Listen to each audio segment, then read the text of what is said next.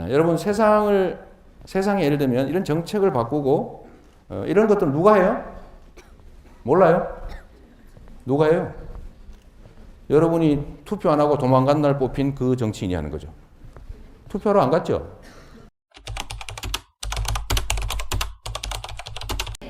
이 청년배당이라고 하는 게 있는데 이게 사실은 이재명 시장이 혼자서 처음 만들어낸 얘기는 아닙니다.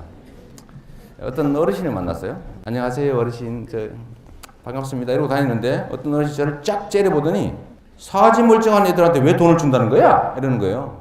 청년배당 얘기를 들으신 거예요. 특히 종편 이런 데서 듣고 이재명 시장이 표 얻으려고 돈을 갖다 시민 세금을 막 살포를 하려고 그런다. 포퓰리즘이다. 사지 멀쩡한 청년들한테 왜 돈을 주냐? 더 가난하고 어려운 사람한테 돈을 줘야지. 이런 얘기를 많이 들으셨나 봐요. 그러니까 저를 보자마자 바로 거의 멱살을 잡을 듯한 태도로 사지 멀쩡하고 그 젊은 놈들한테 왜 돈을 주는 거야? 우리 같은 사람한테 줘야지. 이렇게 말씀을 하세요. 그래서 제가 어르신은 65세가 넘으면 한 달에 20만 원씩 돌아가실 때까지 주지 않습니까? 근데 우리는 청년들 24살 되면 1년 동안 딱 한 번 100만 원 주겠다는 건데 뭘 그러십니까? 네, 이렇게 얘기했어요. 뭐 그래도 이해 안 하세요. 그래도 뭐 젊은 놈들은 몸도 다 건강하고 하려면 말이야 젊을 때 고생을 사서도 한다는데 고생을 시켜야지 왜 돈을 주냐고. 이렇게. 여러분도 동의하시죠? 그 말에? 동의 안 하시죠? 예, 성남시에서 이제 예산을 만들어 가지고 청소년 19세부터 24세까지가 법률상 청소년인데 이 청소년 중에서 청년에 해당하는 사람들이 너무 어렵다. 너무 어려우니까 우리가 예산을 아껴 가지고 마련한 돈으로 분기별로 25만 원 정도씩 한 달에 한 8만 원, 9만 원 돼요. 그 정도를 24시가 되면 1년에 4번 나눠서 주어서 그걸로 책도 사보고 친구들하고 여행도 좀 가고 커피도 마시고 굳이 내 용돈 부족해서 알바하느라고 공부도 못하는데 그런 걸 좀 대체할 수 있도록 해주자 했더니 젊은이들이 반대해요. 또 여러분도 반대하시는 분 계시죠? 돈을 왜 그런 데 쓰나 이러죠. 여하튼 이게 우리나라 사회에서는 처음 듣는 얘기가 돼서 그런 거예요. 처음 듣는 얘기. 왜 청년들한테 돈을 주려고 그러나. 정부에서도 반대해요. 청년들한테는 일자리를 만들어줘야지 왜 돈을 주려고 그러냐. 그럴듯하죠? 근데 시장이 일자리 만들 수 있어요 없어요? 만들 수 있긴 해요. 청소하시는 환경비원 한 명 더 뽑으면 일자리 하나 더 만드는 거죠. 근데 그거야말로 예산 낭비 아니에요? 일자리 자체를 만드는 게 가능하면 그걸 만들지요. 근데 문제는 일자리를 중앙정부가 만들려고 해도 잘 안 됩니다. 청년 고용이 왜 안 되냐? 여러분들이 아무 관심도 갖고 있지 않는 노동시장 유연화라고 하는 것 때문에 그래요. 왜 그러냐? 전에는 우리 교수님들이나 저 같은 사람들이 대학을 졸업할 때 졸업하면 웬만한 회사에 취업이 됐어요. 취업이 되면 정년까지 가는 거예요. 평생 고용하는 거죠. 정년이 보장되는. 근데 지금은 정년 보장되는 데가 공무원밖에 없어요. 다 무조건 가면 계약직이에요. 다 1년, 길면 2년. 정규직으로 뽑지를 않습니다. 왜 안 뽑냐? 전에는 그 경력직을 구하기가 어려웠어요. 왜냐하면 사람이 한번 들어가면 정년이 보장이 되니까 웬만하면 그 직장에 계속 있어요. 그리고 기업들도 한번 뽑아서 평생을 데리고 있어야 되기 때문에 젊은 사람을 뽑아서 가르칩니다. 그래서 경력도 쌓고 능력도 키우고 가르치기도 하고 이렇게 해서 이제 간부로 키워서 써먹고 이제 평생 60세까지 데리고 있는 거죠. 근데 지금은 고용이 안정이 안 되니까 기업 입장에서는 쉽게 해고하고 쉽게 채용할 수 있으니까요. 가르칠 필요가 없습니다. 젊은 사람을 뽑아서 가르치는 게 아니고 동네에 산전수전 다 겪으면서 혼자 죽을 고생하면서 굴르다가 그 중에 능력 되는 사람을 딱 골라가지고 돈 얼마 더 줄게 하고 데려가면 됩니다. 그리고 한 2, 3년 쫙 부려먹다가 탁 자르면 다음 차 중소기업 이런 데 또 쓰고 이렇게 되는 거죠. 그러니까 젊은 사람을 뽑아가 가르칠 필요를 전혀 느끼지 않습니다. 무슨 얘기냐? 정책으로 권한을 가지고 청년층을 고용을 늘려야 되겠다고 하면 산업 구조를 바꿔야 됩니다. 산업 구조를. 그 다음에 조세 정책을 바꿔야 됩니다. 그 다음에 고용 정책을 바꿔야 돼요. 근데 이게 문제는 엄청나게 어렵다는 거죠. 여러분 세상에 예를 들면 이런 정책을 바꾸고 이런 것들 누가 해요? 몰라요? 누가 해요? 여러분이 투표 안 하고 도망간 날 뽑힌 그 정치인이 하는 거죠. 투표하러 안 갔죠? 말이 없어요. 예? 다 투표하신 분들이라서 그러겠지. 하여튼 그게 바로 정치죠. 그 다음에 거기서 뭐 여러분들이 뽑으면 국회의원이든 시장이든, 뭐 시장은 사실은 권한이 별로 없어요. 저한테 그런 원망하지 마세요. 내가 해줄 수 있는 거라고는 예산을 아껴서 여러분들이 일자리를 만들어주는 게 아니라 그 현대사회가 요구하는 일자리에 맞는 역량을 키울 수 있도록 조금 도와주는 거예요. 여행이라도 좀 가고 말이에요. 응? 토론이라도 좀 하고 창의적 사고도 좀 키우고 그래서 뭔가 색다른 아이디어들을 낼 수 있는 그렇게 할 수 있도록 키워주는 게 지방자치단체가 할 수 있는 정도의 역할이니까. 하여튼 그래서 일자리 자체를 만드는 이 산업구조를 바꾸는 일은 지방자치단체 차원에서는 어렵다. 그러니까 우리가 할 수 있는 거라도 하자. 뭐? 용돈이라도 주자. 그런데 문제는 청년들이 반대해요. 이 중에 야, 저 사람 웃긴다. 저 사람 저 표 얻으려고 응? 청년들을 매수하는구나. 이렇게 생각하는 사람 많죠? 없어요? 없으면 박수 한번 쳐줘요. 진짜인가? 박수 안 치는 사람들은 그렇게 생각하는 사람이겠지. 하여튼 그래서 우리 상남시에서 청년 배당이라는 걸 했더니 동네가 시끌시끌해요. 시끌시끌한데 찬성하는 측은 우리 사회에서 각 계층별로 봤을 때 국가나 지방자치단체로부터 보호를 받거나 배려를 받는 세대가 어디일까? 따져봤더니 노인, 엄청나게 복지지책 잘합니다. 성남에서 학교 다니는 학생들 많죠. 이 중에 우리 할머니, 성남에서는 할머니들이 용돈 버는 사업도 할 수 있어요. 마음만 먹으면. 그래서 한 달에 10만 원씩 용돈을 버는 사업을 성남시가 독자적으로 하고 있습니다. 띠두르고 우리 버스 정류장에 가면 허리 이렇게 구부린 할머니들이 띠두르고 왔다 갔다 하는 거 보셨어요? 못 봤어요? 봤죠? 그분들이 바로 성남시가 용돈을 주고 있는 분들이에요. 그렇게 두드리고 그냥 버스 정류장에 앉아가지고 아이고 이러고 있으면은 1시간에 5,000원, 2시간에 10,000원, 한 달에 열흘. 그래서 10만 원씩 용돈을 저희가 듭니다. 용돈은 아니지 노동의 대가를 주는 거죠. 그러니까 할머니들이 얼마나 기분이 좋아요? 할아버지들이. 엄청 기분이 좋죠. 우리 손자, 손녀한테 용돈도 줄 수 있고 10만 원씩 용돈을 보니까 우리 할머니, 할아버지들이 얼마나 얻기 힘들어 가겠어요? 출근하세요. 출근 왜냐면 하루에 2시간 일하려고 일부러 출근하는데 출근 준비하고 화장하시는데 2시간 걸리십니다. 내가 이 세상에서 버려진 사람처럼 느껴졌는데 아무 쓸모없는 사람으로 느껴졌는데 나도 출근할 때가 있다 이거예요. 그 자부심 여러분은 모르십니다. 내가 버려진 사람이다 했는데 내가 노동을 해서 내 손으로 버는 게 있다. 그러니까 10만 원 무료 주는 거하고 완전 달라요. 그래서 그런 것도 하고. 어쨌든 뭐 노인 세대에 대한 복지는 많습니다. 65세 이상은 지금 20만 원씩 기초연금도 주죠. 그 다음에 젊은 세대를 한번 보자고요. 애 낳고 어린 보육. 국가에서 다 공짜로 보육해주고 있어요. 어린이집 맡기는 거 무료죠. 특히 우리 성남시는요. 민간 어린이집에 맡기면 돈을 좀 7만 원 좀 더 내야 되는데 시립 어린이집 이런 데 내는 것보다 더 내야 되는데 그거 시에서 다 내주고 있어요. 성남에서는 연간 200억을 넘게 들여서 체험학습, 토론 수업 이런 거 다 지원해 줍니다. 작년부터. 그 외에도 예를 들면 뭐 어디 밥도 그냥 뭐 부산급식도 해주고 여하튼 이 학생 계층에 대해서도 지원이 있고 학생 이전에 보육 단계에서도 지원이 많아요. 우리 대학생 여러분 성남시에서 대학교 다니는 학생들은 등록금 빌리면 이자 다 내주는 거 알고 있어요? 네. 이러면 고맙다고 그래야 되는 거 아니야? 나한테 말고 시민들한테. 네. 박수 한번 쳐주세요. 아주 성남만 하고 있는 일이죠. 이렇게 이런 정책들을 다 하고 있는데 세대별로 보면 청년 세대에 대해서는 아무런 정책적 배려가 없습니다.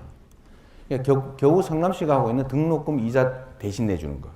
이 청년 세대에 대해서 정책적 배려가 정 못다. 왜? 옛날부터 그렇게 얘기했던 거예요. 젊어서 고생은 사서도 한다. 젊은 놈들은 고생 좀 해봐야 돼. 그게 기회가 많이 열려 있을 때 고생하는 건 좋아요. 그건 진짜 도움이 되죠. 근데 기회가 거의 없을 때는 고생시키면 좌절합니다. 근데 그럴 때는 격려해줘야죠. 고생을 시킬 게 아니라 배려해줘야 된다. 그래서 딴 데는 못하지만 우리 성남시가 좀 하겠다고 했더니 정부에서 지금 막고 있어요. 제가 요새 이 젊은 세대들을 보면 참 안타까운 생각이 드는 게 하나 있습니다. 여러분은 여러분의 삶을 개선하기 위해서 개인적인 노력 많이 하시죠. 문제는 세상이 개인이 아무리 노력해도 안 되는 게 있습니다. 그게 바로 구조화 시스템이에요. 구조화 시스템. 사람들은 다 그렇게 생각해요. 착한 사람 착해서 그렇죠. 내가 잘못되면 내가 모자라서 그렇지, 내가 열심히 안 해서 그렇지 이렇게 생각하게 돼 있어요. 물론 그게 겸손함의 표현일 수도 있지만, 그러나 진짜는요 해도 안 되게 만들어진 시스템이 문제입니다. 그 시스템을 바꿔야 돼요. 아까 얘기한 대로 정책의 방향을 바꿔야 됩니다. 특정 소수를 위한 정책을 할 것이냐, 다수 대중을 위한 정치를 할 것이냐. 누가 선택해야 된다면 다수 힘없는 사람들이 혜택 보는 정책을 해야 되는 게 윤리적으로 맞는데, 현실적으로는 어떻습니까? 가진 힘센 사람 편 정책을 하게 돼 있어요. 그게 현실이죠. 그게 정치고. 이 시스템을 위해서 여러분들은 공익이라고 하는 게, 세상 나와 관계없는 공적인 일이라고 하는 게 우리의 삶과 직접 관계없다고 생각하는 경향이 아주 강해요. 근데 이걸 인생을 살다 보면 그걸 체험으로 알게 돼 있습니다. 그게 바로 투표율이에요. 투표율. 여러분 투표 잘 안 해요. 그죠? 그래서 누가 저보고 그러더라고요. 야, 왜 돈을 청년들한테 갖다 살포하는 거야? 조선일보가 그렇게 썼어요. 사설에다가. 이재명 시장이 헬리콥터에서 돈을 뿌리듯이 돈을 살포를 한다고 이렇게 사설에다가. 근데 그걸 본 어르신들이 그러는 거죠. 진짜 그러네. 전문의한테 돈을 살포를 하는구나, 저게. 그래서 제가 그때 반격을 했습니다. 뭐라고 반격했냐? 내가 표를 생각하면 노인 정책을 확대한다. 노인 정책. 아까 이런 거죠. 어르신들 뭐 이런저런 정책을 하지만 아까 얘기한 용돈 사업 너무 좋아하세요. 경쟁률이 막 엄청나게 치열해요. 1년에 9개월 하니까 90만 원 버는 거예요, 1년에. 그러니까 30억을 하면 3,000명이 혜택을 보는데, 이걸 한 100억 하면요, 10,000명이 혜택을 볼 수 있는 거예요, 10,000명이. 그 10,000명이 한 달에 10만 원씩, 1년에 90만 원씩 돈을 버니까 얼마나 기분 좋겠어요? 그분들은 100% 찍습니다. 100%. 표정이 왜 그래? 응? 설마? 투표율 80%. 근데 청년들은 투표해봐야 20%대입니다. 희한해요. 20대는 20%, 꼭 20%대. 30% 투표율은 30%대예요. 진짜 희한해. 40대는 한 40%대, 50대는 한 50%대, 60대는 60, 70%대. 70대가 한 70%대니까 60% 넘는 거죠. 희한하지 않습니까? 그러니까 이 정치라는 사람은 얼마나 영악하냐. 저도 정치인이죠. 표 되는 데다가 돈을 씁니다. 표 되는 데를 찾아가고 표 되는 데를 들여다보게 돼 있어요. 내가 살아남아야 되니까. 다음에 안 찍어주면 아웃되는데요. 내가 아무리 좋은 생각을 가지고 뭐예요? 그러니까 표 되는 데래요. 그래서 내가 진짜 그 생각하면 노인 정책을 하지, 노인 복지 정책을 확대하지, 표 얻으려고 젊은이 안 한다. 왜? 투표도 잘 안 하는 집단한테 내가 왜 하겠냐. 내년에 저희가 24세, 3년 이상 성남에서 한 24세한테 100만 원을 주기로 했는데, 100만 원을 지급하면 그 예산이 113억이 필요합니다. 다 우리가 조사를 다 해봤죠. 예산도 다 있어요. 그래서 여러분들, 여러분의 삶을 개선하는 것은 여러분 개인의 역량을 키우는 것도 중요한데, 더하기 세상사에 관심 좀 제발 가지세요. 알겠어요? 네. 앞으로 많이 바뀌겠는데, 보니까. 제가 여러분들한테 도움되는 얘기를 한두 개만 하고 그만할게요. 이건 뭐 사실은 이런 얘기 정말 지겨운 얘기일 건데, 첫 번째는, 여러분들 성공하고 싶지요? 진짜 내가 계획한 거 다 이루고 싶지요? 실패하기 싫지요? 제가 그 방법을 알려드리도록 하겠습니다. 첫 번째는 어려운 방법, 두 번째는 쉬운 방법을 순서대로 알려드리도록 할게요. 어려운 방법이 있어요. 좀 어려워. 신의 능력을 갖추면 됩니다. 내가 원하는 걸 다 이루는 거. 그거 하려면 신이어야지, 신. 좀 어렵죠? 현실적으로 좀 어려우니까 그거 말고 쉬운 방법이 있어요. 바보가 되면 됩니다. 바보가. 기준을 확 낮춰요. 내가 요구하는 원하는 수준을 맞추면 됩니다. 내가 이번에 졸업하기 전까지는 반드시 짝을 만들어서 결혼한다. 근데 조건을 만들어야 되는데, 키 크고 잘생기고 이쁘고 돈도 많고 공부도 잘하고 성격 좋고 이런 거 다 버리고 나하고 염색체만 다르면 된다. 라고 목표를 정하는 거예요. 야, 염색체 다른 놈 있나 없나 이렇게 보면 되지. 다른 거 다 따지지 마라. 내 목표는 그래. 이렇게 하면 쉽게 이룰 수 있어요. 나는 삶의 목표가 하루 3끼만 밥을 먹으면 된다. 옛날에는 그런 게 인생의 목표인 경우가 많았어요. 그거는 제가 지금 간단하게 이루어드리도록 하겠습니다. 성남시에 오면요, 노숙자한테 아침에도 밥을 줍니다. 저기 그 태평동에 있어요. 사랑마루라고. 제가 알려드리는 거예요, 미리. 사랑마루라고 있어요. 그리고 보통 노숙자한테 밥 주는 건 전신만 주는데 성남에는 저녁도 줍니다. 안나의 집이라고 모란에 있어요. 성남동에. 그러니까 아침, 점심 다 해결할 수 있어요. 자, 다 해결했죠? 인생의 목표는 난 삼시세끼를 밥을 먹으면 된다. 다 먹을 수 있습니다. 무료로. 잠자는 게 걱정되십니까? 노숙자 쉼터도 있습니다. 모란에 2개나 있습니다. 2개. 고를 수 있어요. 자, 이렇게 목표를 아주 낮게 하면 다 이룰 수 있죠. 근데 이게 뭔 얘기냐면, 그래서 보통의 사람들은 자기가 최선을 다해서 겨우 이룰 수 있는 거를 이뤄야 재미가 있어요. 네? 그래서 총력을 다해도 이룰 동 말동한 걸 목표로 정하게 되어 있습니다. 그래서 그거를 갖다 출근하고 고생을 해서 해야 성취감이 생겨요. 그래야 행복해요. 그게 인간이에요. 그래서 삶에서 성공과 실패라고 하는 것은 불가피하게 반복될 수밖에 없다. 내 삶에서 실패를 제거하겠다는 생각 자체가 바보 같은 생각이죠. 불가능한 일이죠. 그러니까 실패를 삶의 일부로 받아들이세요. 어쩔 수 없어요. 물론 지금 상황이 너무 어리니까 실패 가능성이 너무 커서 좀 문제이긴 한데 그럼에도 불구하고 어차피 우리는 100세, 110세를 향해서 끊임없이 뭔가 목표를 설정하고 갔다가 그 목표를 못 이루고 또 다른 목표를 설정해서 또 갈 거예요. 근데 실패라고 하는 게 그러면 우리가 성공의 반대말 실패. 실패는 그럼 잃은 거냐? 잃은 게 아닙니다. 절대로 잃은 게 아니에요. 그거는 다음 또 우리가 어쩔 수 없이 또 가야 돼. 이 새로운 도전, 새로운 시도가 없어지는 때가 언제냐? 죽을 때입니다. 죽을 때. 도전이 없으면, 새로운 삶에 대한 의욕이 없으면 그때 죽은 거예요. 그러니까 끊임없이 도전할 수밖에 없다, 우리가. 대신에 이런 거 하나. 실패를 하거나 성공을 했을 때 자세가 진짜 중요해요. 그 자세는 내가 뭔가 딱 총력을 다했는데 안 됐어. 그럴 때, 야, 나는 해도 안 되는구나. 에이, 차버려, 이제 안 해. 이러면 진짜 끝나는 거죠. 근데 그동안에 내가 했던 것 중에서 내가 부족한 거, 또 좋았던 거 다 챙겨서 다시 새로운 시작을 할 때 그걸 재료로 쓰면 그거는 남는 거죠. 뻔한 얘기죠. 근데 그 뻔한 얘기를 여러분한테 해드리는 이유는 진짜 중요하기 때문에 그래요. 여러분들은 앞으로 끊임없이 그 일을 하게 되습니다. 또 한 가지는요, 이 선택하는 기술. 여러분 고민 많으시죠, 고민. 이 고민 많을 때 이 고민을 해결하는 방법을 내가 하나 알려드릴게요. 선택해야 될 때, 뭔가 결단해야 될 때 고민이라고 하는 거는 이 골라야 될 선택이 여러 가지가 무게가 비슷할 때 고민이 되는 거예요.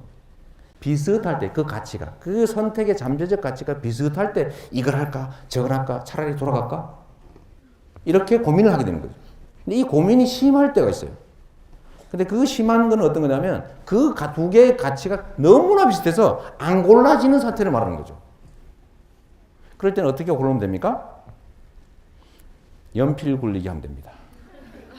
가지고 왼쪽 오른쪽 딱 놓고 연필을 딱 세운 다음에 넘어지는 쪽을 선택하도록 하십시오. 연필 굴리기. 응?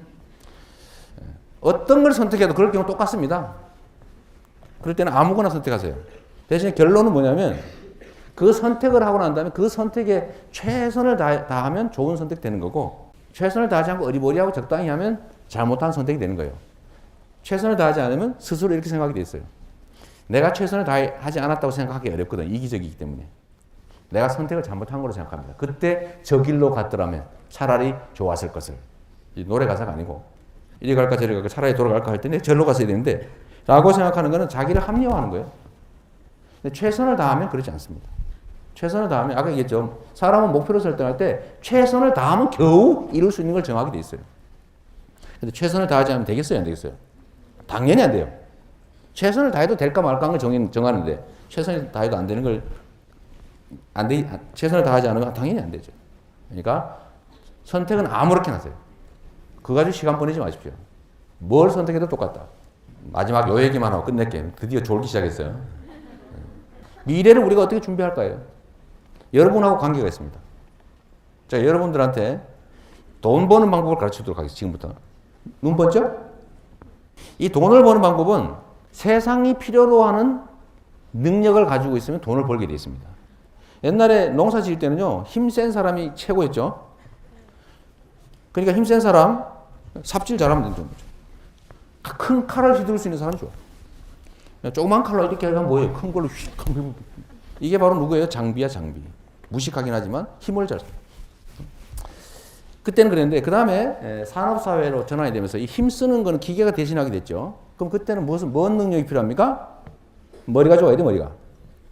이 머리가 좋아야 되는데 이 머리 좋은 사람들이 이제 분석도 하고 외우기도 하는 거죠.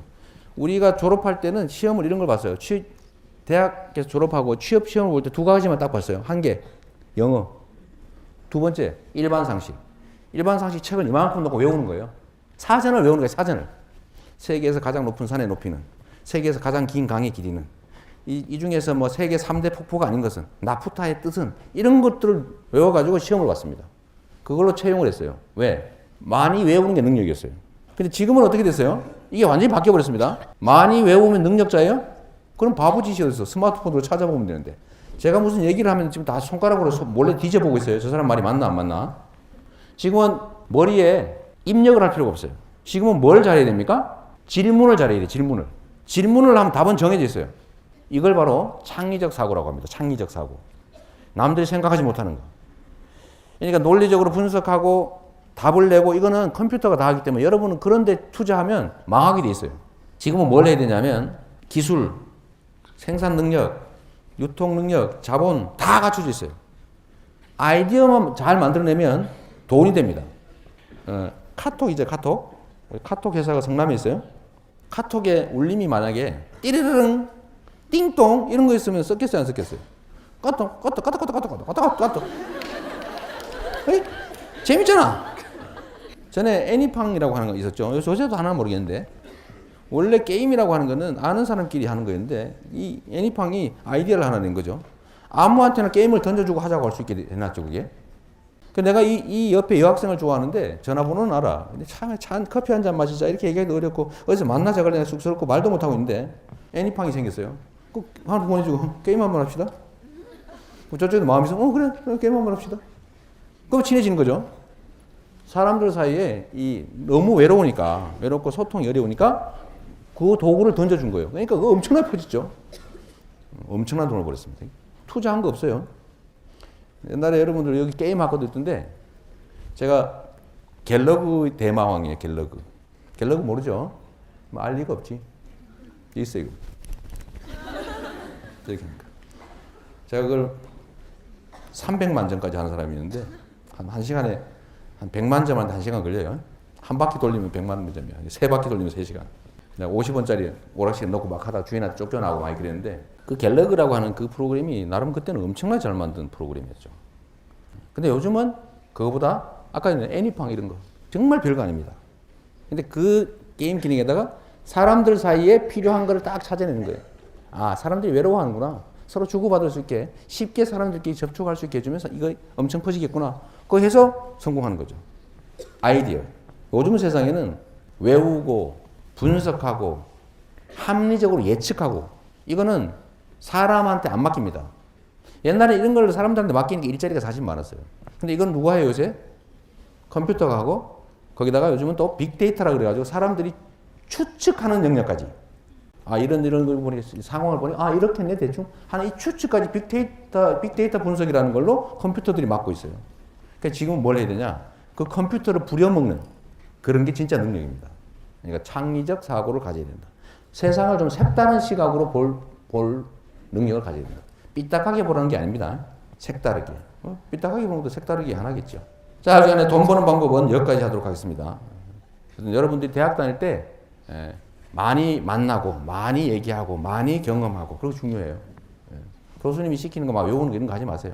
교수님 죄송합니다. 근데 교수님들 사실 요즘 주로 하시는 말씀이 그거예요. 생각을 키우는 교육을 하고 계시죠. 하여튼 재미있는 얘기 됐는데 여기까지 저는 마치도록 하고 여러분 질문 기회를 드리도록 할게요. 고맙습니다.